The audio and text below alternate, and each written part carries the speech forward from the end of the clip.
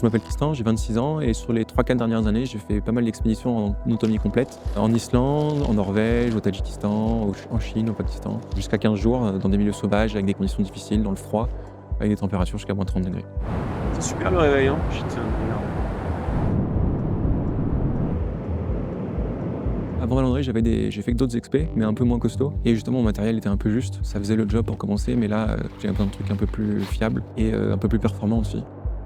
Je passais des nuits entre moins 20 et moins 30 souvent, donc il fallait un sac de couchage qui soit quand même bien chaud. Au-delà du confort, c'est aussi une sorte de sécurité parce qu'avec cette température-là, ça peut vite être emmerdant de ne pas être bien au chaud. J'utilise principalement les produits Valandry pour mes expéditions en bivouac, soit les expéditions à ski comme j'ai pu faire en Islande, mais aussi j'ai fait un long voyage à vélo en Asie centrale de plusieurs mois, parce que pareil, les températures chutaient bien la nuit.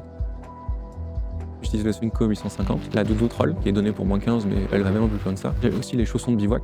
La doudoune, je l'utilise dès que j'arrive le soir au camp en fait. Comme ça, dès que j'ai fini l'effort où j'ai bien chaud, j'enfile la doudoune et ça me garde bien au chaud pour la soirée. Et je l'enlève en gros quand je me glisse dans le sac de couchage. Je la laisse dans le sac de couchage pour qu'elle soit bien chaude et que le matin, je n'enfile pas une doudoune glacée. Et le sac de couchage, c'est plus classique, mais c'est pour dormir. Je l'utilise dans les températures entre moins 15 et moins 30 en gros.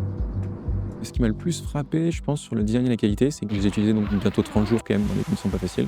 Et j'ai aucune trace d'usure sur les produits. En Islande surtout, j'ai eu du mauvais temps tout le temps. Et le mauvais temps là-bas, c'est 100 km/h de vent avec moins 20 degrés. Et donc j'étais bien content d'être bien au chaud dans mon sac de couchage avec la doudoune, parce que sinon ça aurait pu me mettre en danger de ne pas avoir du matos costaud.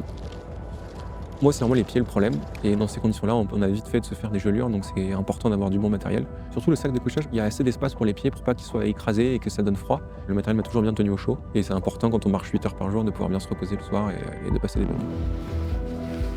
C'est un budget, mais c'est un investissement. Les produits durent super longtemps, sont super techniques, super performants. Donc au final, ce sera plus rentable d'acheter plusieurs fois des produits moins qualitatifs qu'il faudra changer plus régulièrement. Les prochaines expéditions, je pars au Svalbard bientôt.